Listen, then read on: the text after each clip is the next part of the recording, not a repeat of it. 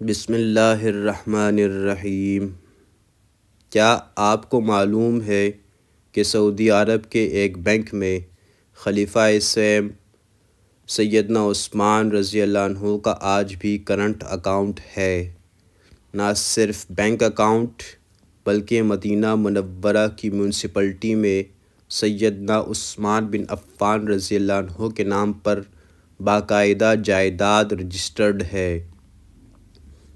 آج بھی سیدنا عثمان بن عفان رضی اللہ عنہ کے نام پر بجلی اور پانی کا بل آتا ہے۔ مسجد نبوی کے قریب ایک عالی شان رہائشی ہوٹل زیر تعمیر ہے جس کا نام عثمان بن عفان ہوٹل ہے۔ یہ وہ عظیم صدقہ جاریہ ہے جو سیدنا عثمان بن عفان رضی اللہ عنہ کے صدق نیت کا نتیجہ ہے۔ جب مسلمان ہجرت کر کے مدینہ منورہ پہنچے تو وہاں پینے کے صاف پانی کی بڑی قلت تھی۔ ایک یہودی کا کنواں تھا جو مسلمانوں کو پانی مہنگے داموں فروخت کرتا تھا۔ اس کنویں کا نام بئر روما یعنی روما کا کنواں تھا۔ مسلمانوں نے رسول اکرم صلی اللہ علیہ وسلم سے شکایت کی اور اپنی پریشانی سے آگاہ کیا۔ رسول اکرم صلی اللہ علیہ وسلم نے فرمایا، کون ہے جو یہ کنواں خریدے اور مسلمانوں کے لیے وقف کر دے؟ ایسا کرنے پر اللہ تعالیٰ اسے جنت میں چشمہ عطا کرے گا۔ سیدنا عثمان بن عفان رضی اللہ عنہ یہودی کے پاس گئے اور کنواں خریدنے کی خواہش کا اظہار کیا۔ کنواں چونکہ منافع بخش آمدنی کا ذریعہ تھا اس لیے یہودی نے فروخت کرنے سے انکار کر دیا۔ سیدنا عثمان رضی اللہ عنہ نے ایک تدبیر اختیار کی اور یہودی سے کہا کہ پورا کنواں نہ صحیح آدھا کنواں مجھے فروخت کر دو۔ آدھا کنواں فروخت کرنے پر ایک دن کنویں کا پانی تمہارا اور دوسرے دن آپ رضی اللہ عنہ کا ہوگا۔ یہودی لالچ میں آ گیا۔ اس نے سوچا کہ سیدنا عثمان رضی اللہ عنہ اپنے دن میں پانی زیادہ پیسوں میں فروخت کریں گے، اس طرح مزید منافع کمانے کا موقع مل جائے گا۔ اس نے آدھا کنواں سیدنا عثمان رضی اللہ عنہ کو فروخت کر دیا۔ سیدنا عثمان رضی اللہ عنہ نے اپنے دن مسلمانوں کو کنویں سے مفت پانی حاصل کرنے کی اجازت دی۔ لوگ سیدنا عثمان رضی اللہ عنہ کے دن مفت پانی حاصل کرتے اور اگلے دن کے لیے بھی ذخیرہ کر لیتے۔ یہودی کے دن کوئی شخص بھی پانی خریدنے نہیں جاتا۔ یہودی نے دیکھا کہ اس کی تجارت ماند پڑ گئی ہے تو اس نے سیدنا عثمان بن عفان رضی اللہ عنہ سے باقی آدھا کنواں خریدنے کی گزارش کی۔ اس پر سیدنا عثمان غنی رضی اللہ عنہ راضی ہو گئے اور پورا کنواں خرید کر مسلمانوں کے لیے وقف کر دیا۔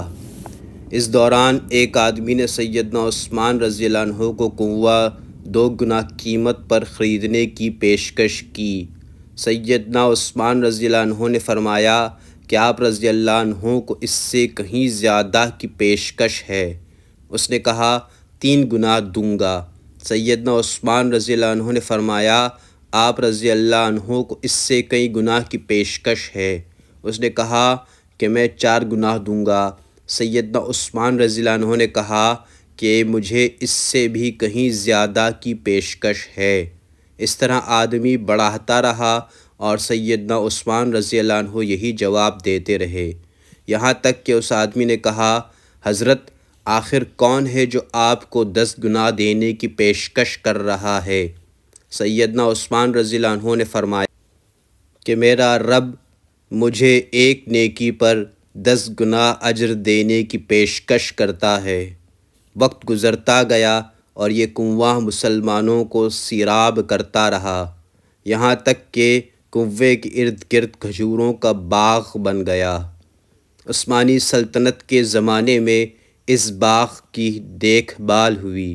بعد ازاں سعودی حکومت کے عہد میں اس باغ میں کھجوروں کے درختوں کی تعداد 1550 ہو گئی۔ یہ باغ میونسپلٹی میں سیدنا عثمان بن عفان رضی اللہ عنہ کے نام پر رجسٹرڈ ہوا۔ وزارت زراعت یہاں کے کھجور بازار میں فروخت کرتی اور اس سے حاصل ہونے والی آمدنی سیدنا عثمان بن عفان رضی اللہ عنہ کے نام پر بینک میں جمع کرتی رہی، یہاں تک کہ اکاؤنٹ میں اتنی رقم جمع ہو گئی کہ مرکزی علاقہ میں ایک پلاٹ لیا گیا جہاں فندق عثمان بن عفان رضی اللہ عنہ کے نام پر ایک رہائشی ہوٹل تعمیر کیا جانے لگا۔ اس ہوٹل سے سالانہ 50 ملین ریال آمدنی متوقع ہے۔ اس کا آدھا حصہ یتیموں اور غرباء میں تقسیم ہوگا، جبکہ دوسرا آدھا سیدنا عثمان رضی اللہ عنہ کے اکاؤنٹ میں جمع ہوگا۔ اندازہ کیجئے کہ سیدنا عثمان رضی اللہ عنہ کے اس مقدس عمل کو اللہ تعالیٰ نے کیسے قبول فرمایا اور اس میں ایسی برکت عطا کی کہ قیامت تک کے لیے ان کے لیے صدقہ جاریہ بن گیا۔ جزاک اللہ خیراً، اللہم اجرنی من النار۔